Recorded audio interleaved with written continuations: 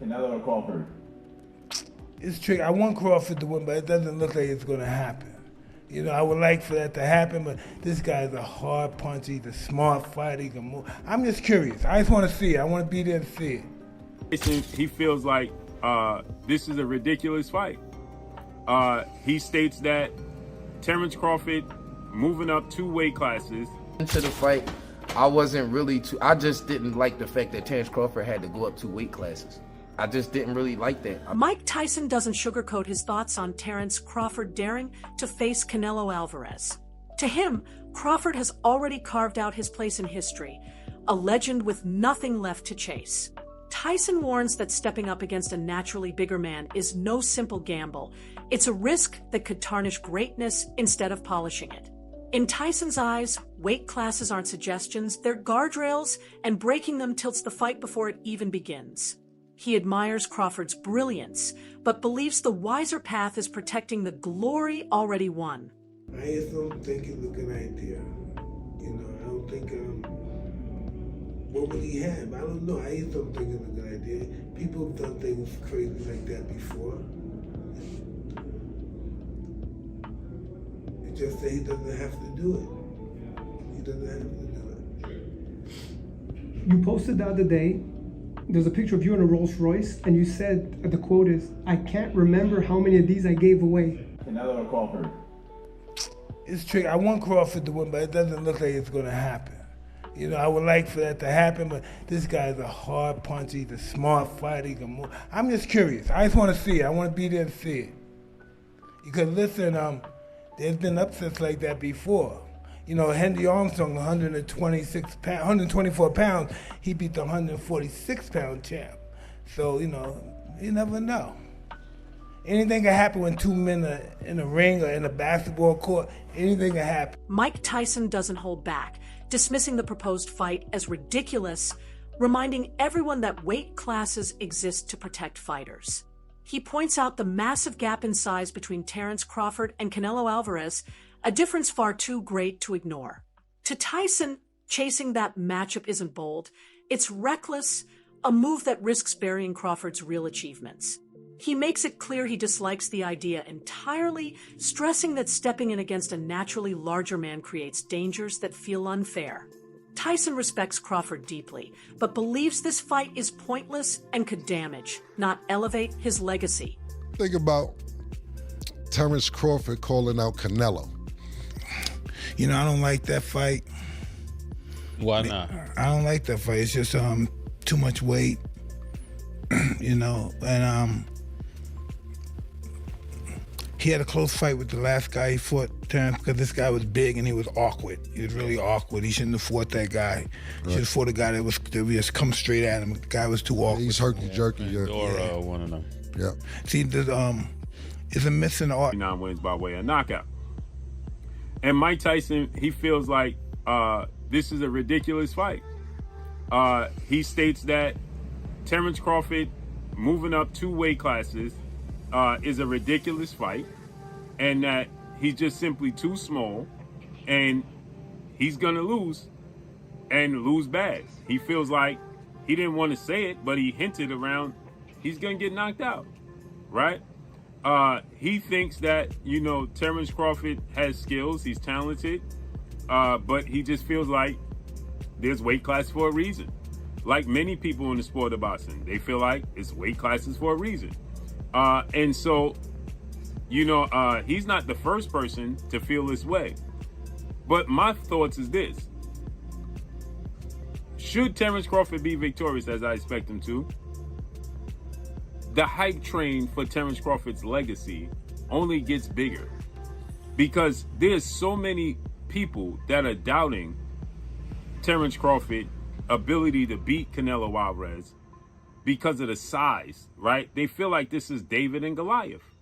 And that story, that mythical story, is so big and so legendary is because of the size difference. You had the small little guy, you know, slaying the giant, right? It's just not supposed to happen. And so this just bolsters the myth of Terence Crawford. Dawood Bey, a respected voice in boxing, shared his take on how Terence Crawford and Canelo Alvarez prepare for their defining nights. He drew a sharp contrast between their sparring worlds, pointing to the intensity, variety, and structure that shape each camp. Canelo, he explained, has long surrounded himself with sparring partners tailored to mirror every opponent, each session designed to expose cracks and sharpen answers. Crawford, by contrast, has built his legend on adaptability and razor-sharp adjustments in the ring. Yet Bey questioned if that same sparring can truly prepare him for the leap in weight, facing a champion who's naturally bigger and more seasoned. For Bey, this comparison was a reminder of how crucial sparring becomes before history-making fights. And he was clear, he does not favor Crawford jumping 2 divisions for Canelo. To him, Crawford's story is already written in greatness. Undefeated, multiple division champion, universally respected for his mastery. Taking a fight where size and weight tilt the balance so heavily feels like an unnecessary gamble. Bey believes fans already cherish Crawford's brilliance, and stepping into that matchup isn't proof of greatness, it's risking it. In his eyes, this is an opportunity, its disadvantage disguised as challenge. Well, Canelo got a world champion right now in his camp with him with Boots. Well, Boots vacated. Shakur, though. Yeah, well, I don't know how much Shakur adds to this. He's a southpaw, and he's a smaller guy. I think that's just sharp brain. That's like if Boots was boxing Salim. Like, you know what I'm saying? Like, okay, I'm boxing him. My young boy nice, but he don't pertain to the fight necessarily. But everybody don't train like that anyway. Everybody don't look for to have all of these sparring partners be like identical or in the same realm of the person they fighting. Some people, they spar like for sharp minds, so they'll just try to have the best people they can have. So you never know what Bomac and them strategy is right there. As far as stylistically, who do you feel like has the advantage heading into that? Well, I'm just looking at the sparring partners. From the sparring partners? Yeah. I think Boots not the same as Terence Crawford, right? Mm-hmm. But I think he has athleticism, and he's a switcher, and he'll kind of go off for the playbook to do his thing. I think mind state-wise, I think Boots is a big help. The guys that been in with, he's come up short against a couple, but he's come through some big challenges as well through his, what is it now, 65, 66 professional bouts since he was 15 years of age. There's no doubt that this is the biggest test of Terence Crawford's career, not only because of the weight step up, but also because of the level of the opponent. But anybody that's watched Terence Crawford's career knows full well how much talent this young man has. I mean, he is absolutely sensational, both as an orthodox and as a southpaw fighter. You can't really tell which is his favoured side. He's that good, the angles that he creates, and the way that he not only dissects people, but the way that he puts his foot down when he gets somebody hurt is he's spiteful. He's truly, truly impressive. But what he also does, and this is where I think people are making the mistake with the fight with Israel Madrimov last summer in Los Angeles, was that Terence doesn't mind doing enough to win. He doesn't, if he knows he's got to win on points, he's happy to tuck everything neatly in the office and win round by round. It reminds me of Floyd Mayweather. It reminds me of Pernell Whitaker. It reminds me of guys that win with ease without overstretching themselves, that don't have to get in the battle. But when he's got someone hurt, as you rightly say, he's spiteful. I'm not sure he'll get Canelo hurt in this fight, but if his timing and his movement are on, the slightly slowed Canelo, who likes to load up these days, could find himself frustrated by Terence Crawford. Yeah, and there's also the aspect of when he is behind. I mean, we've all seen that famous clip where he's fighting Sean Porter. Somebody sells him ringside. They've got him down on the cards. He goes through the gears and stops Sean Porter in the very next round. There's also that element to him. He's brilliant. He's absolutely brilliant, but he's also fighting someone that's equally as brilliant. A very different type of style, Canelo. And a fan favourite. The analyst unpacks Canelo Alvarez's perspective on the often misunderstood idea of running in boxing. Canelo pushes back on the notion that movement in the ring is something negative, reminding us that real boxing is the marriage of sharp punches and thoughtful footwork. He describes how the best fighters are never still. They shift, they cut angles, they stay mobile, all to create openings rather than just stand frozen or shy away from contact. The analyst recalls Canelo pointing to past opponents, especially Erislandy Lara, whose style showed elite skill through perfectly timed shots and clever positioning. Canelo admits those tactics are part of the game's true depth and should never be watered down or misjudged. The heart of it, he insists, comes down to execution, timing, and ring IQ. And as the analyst explains, Canelo's words carry a larger truth. That success in boxing is built on smart, adaptive strategy, not only on pure aggression or constant forward motion. But in case you didn't really understand what he was saying, Canelo is saying there's a difference between boxing, like being a boxer, and moving, and then you throw some punches. Like you getting some punches in there. Then you like take a lap. Then you get some more punches. Right? And I agree with that. I agree. Like, my thing is this. If you know my channel, I've been doing this from way back. We go back like cornrows. I have never really been big on this whole like running language. Like I don't, because you got to understand, old media, they were the ones that came out with this whole running charade, and I don't like it because it was initially used to like maim and marginalize oftentimes black fighters and Cuban fighters. When non-black, non-Cuban fighters would face certain black fighters or Cuban fighters primarily, they would get hit with this like, oh, he ran moniker. And the reason you know it was racially motivated is because if you actually know boxing and you watch the fight, that's not even what was happening in the fights where they would claim that oftentimes a black fighter or Cuban fighter ran. Like Erislandy Lara versus Canelo. I thought Lara won the fight with Canelo. And Lara was doing some very good work. Canelo started doing some good body shots in the back half.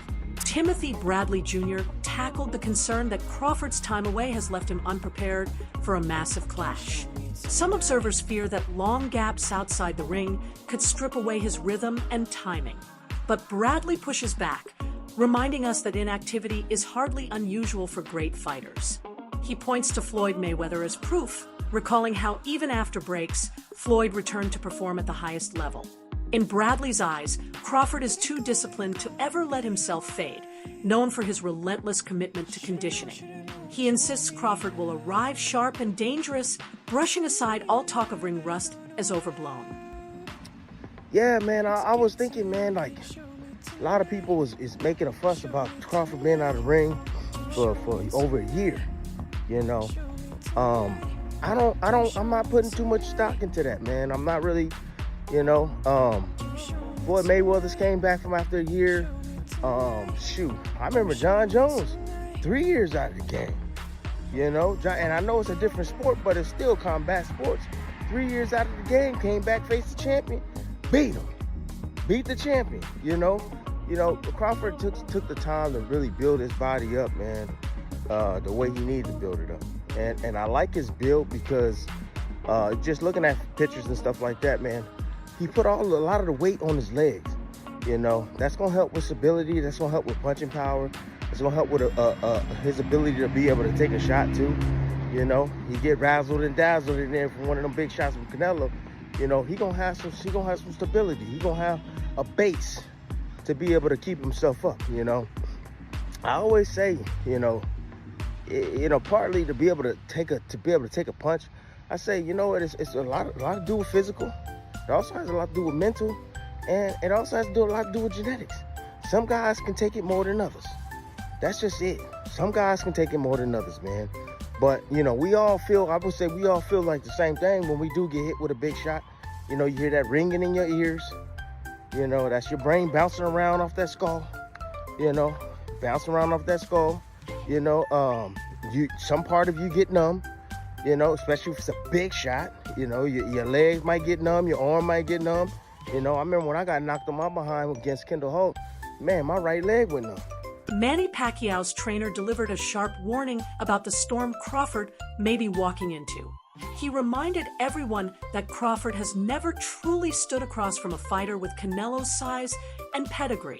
Some bring up his sparring with bigger men, but sparring is nothing like the reality of a sanctioned fight beneath the lights.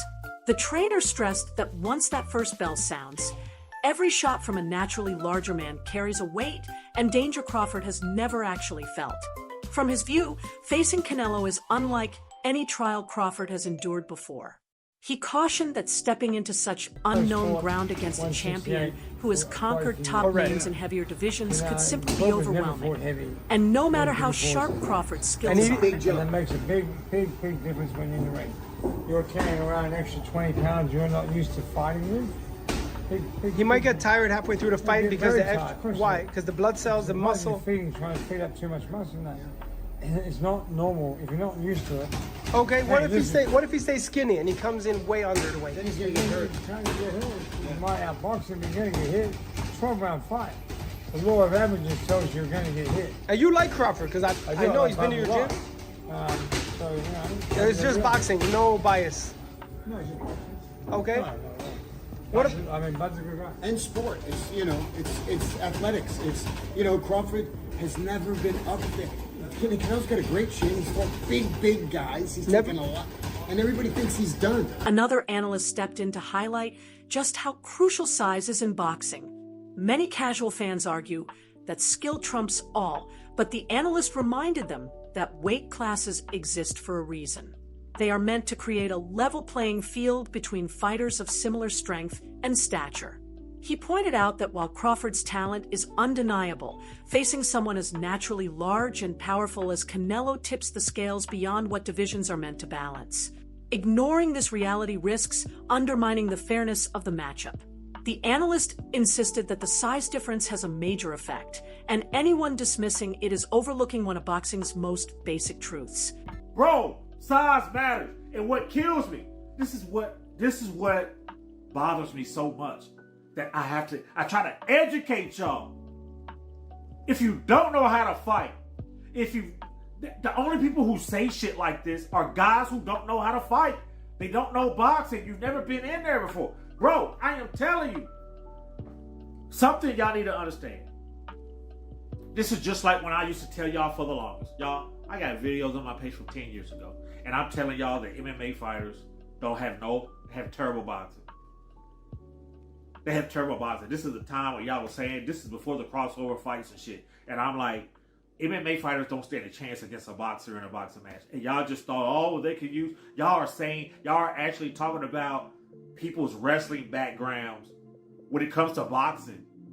Y'all are actually on here trying to talk about someone's wrestling skills helping them win a boxing match. Bro, wrestling is not going to help a boxer the same way boxing skills ain't going to help an NCAA wrestler in a wrestling match. His boxing skills, it don't matter how good his hands are with boxing. That's not going to help him win a wrestling match. You can have all the wrestling skills in the world. That is not going to fucking help you in a boxing match if you don't know how to box. If you're not a better boxer than the guy you're going against, your wrestling is not going to help you win. It's just not. It's two different sports, bro. That wraps up today's story. Stay with us. Until we meet again.